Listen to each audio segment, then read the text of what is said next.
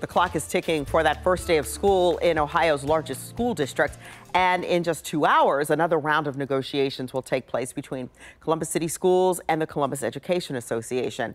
And the discussion today could determine whether a strike will start 2 days before classes. We want to get to Tino Ramos, who is live now. He has more on how the talks have gone so far. Tino. Yeah, Tracy, it really is crunch time, so you're right. This is kind of the make or break time that we're dealing with here to make that decision whether teachers will actually show up to class in person for the first day of school for Columbus City Schools. Well, we can tell you today is the big day because the district is meeting with the teachers union later on this morning here, the Columbus Education Association, to try and avoid that strike. This will be the second meeting this week and the 22nd since March.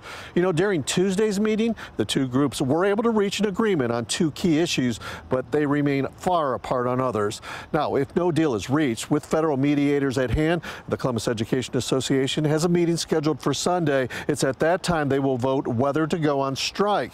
Now, we heard from both sides earlier this week, both of which had concerns. We don't want to strike. We're trying to do what's best for our students.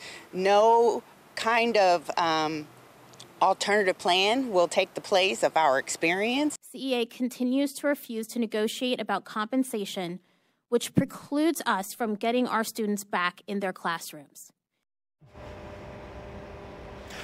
So what's next with this? Well, what will happen is if talks break down and they do vote to strike, that means the teachers won't return to the classroom on August 24th. That's the first day of classes. But we can tell you, and we've been telling you, Columbus City Schools have hired substitute teachers to deal with virtual learning. That's how the students will learn if indeed the strike happens. Of course, we'll follow this meeting throughout the day. Tino Ramos, 10 TV News.